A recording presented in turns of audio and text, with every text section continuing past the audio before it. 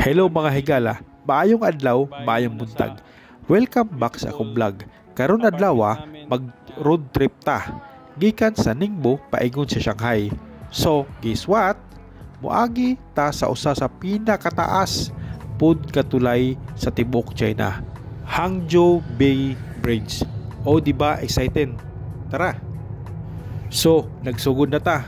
Nami karon sa Didi, unya ang gikontrata mi sa Didi. Ang gipangayo sa mua 800 yuan. Pero pwede ra. Abi ba na kung sa Pilipinas ra ang kontrata system, naman po day diri ah. Nagsugod mig biyahe sa Ningbo mga alas 3 sa hapon. O syempre, ang first challenge ang traffic. Pero okay ra, kabalo man ta na kung padulong kag Shanghai, dapat expect na nimo nga mo level up ang imong pasyensya. Pero ang nindot kay ang scenic kaayo na view. Labi na kay makalabay ta sa Bay Bridge. Trivia lang ha, mga Kanel Laagan TV, ang Hangzhou Bridge kay kapin 35 kilometers, dili lang siya taas. Taas gud kaayo, mura kag from Davao to Tagum. Pero sa highway, ang construction ani nagsugod around 2003, then nahuman siya mga 2008. Sus, dugay-dugay pud biya. Grabe kaayo diri, maka amazing gyud. Pag abot na mo sa tollgate, automatic ang bayad. Pero kung tourist ka, ayaw ka balaka. Kay klaro kaayo ang signage na ay English na ay Chinese. Pero kung Bisaya ka, ay good luck na lang. Dili ta mabalaka, kay ang 800 namong gibayad sa Didi, apil na dito ang tollgate. Wala na ako nabantayan na naman sa Hangzhou Bay Bridge. Murag walay katapusan. Tanaw ka sa imong left, tubig. Tanaw ka sa imong right, tubig gihapon. Murag sakay ka sa spaceship ba nga giparking sa ibabaw sa dagat.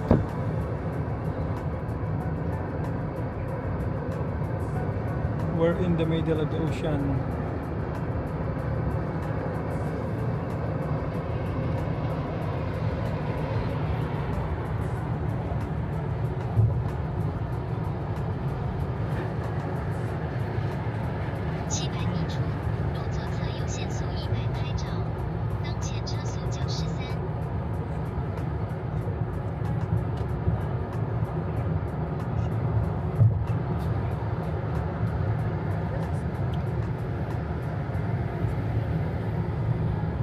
Sa tunga-tunga sa tulay, murag kahadlok gamay, kay kusog kaayo og uyog ang sakyanan tungod sa hangin.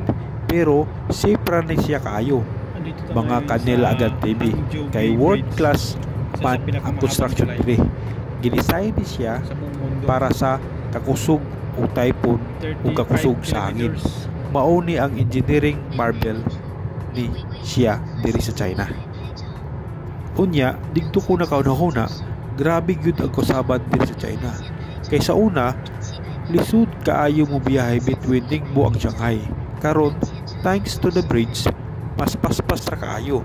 Sa una, mulibot na ka, pero karon diretso na.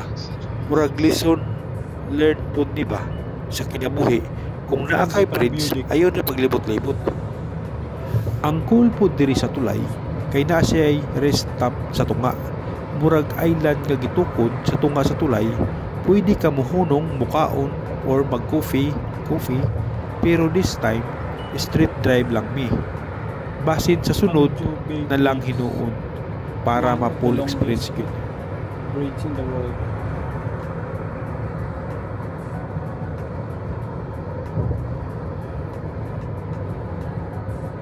Grabe, 35 kilometers.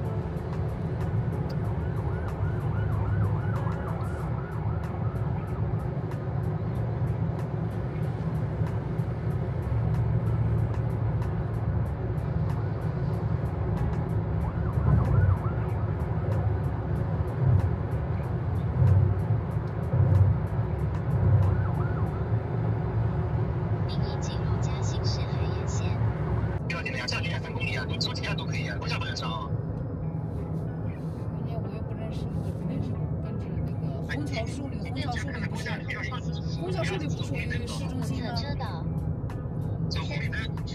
有压线拍照。您已进入苏州嘉德限速40。上了高速也就2点几公里就到了。Pag-abot na mo sa Shanghai, halata na gyud mas basic ang dalan. Mas daghan ang sakyanan, of course, na ay mga city vibes. Pero kabalo mo unsay pinakanindot ang feelings nga naka-cross kag province nga smooth kaayo. Niagi kag engineering marble ang experience sulit. Napansin ba ninyo, lady driver ni ang nag-drive sa Mua, padulong sa Shanghai. 3 hours biyahe.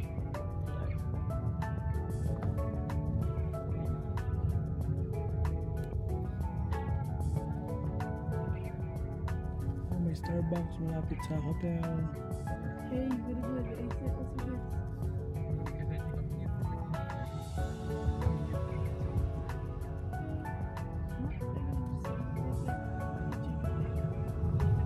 The hotel is there.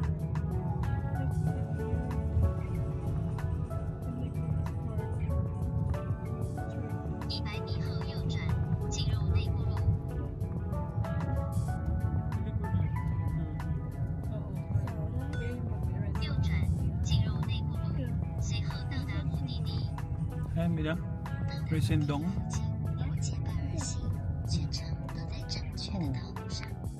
Pag-abot na mo diri sa hotel, ako nag-unload ang among mga gamit. Ang mga bata nagtabang sa kuha. Diri tuod mi mag-stay sa Resendong Hotel diri sa Shanghai. Kung nangita mo limpyo, comfort ug accessible nga hotel, basin mauni ang inyong gipangita. Tara, sulod na ta. Kani siya na hotel, pre-breakfast ni. Tapos, buffet style pa. Unlimited kaon. Kung niyo gusto ang pagkaon sa hotel, pwede po mo gawas. Kay daghan kaayo mga pagkaon sa gawas. Basta, bubayad lang mo ha. Kay pag di mo bayad, potol good. Find the 2509. There.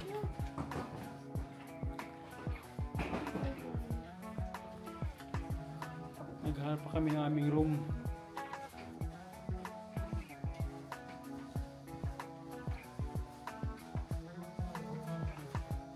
Birthday. 7. 8.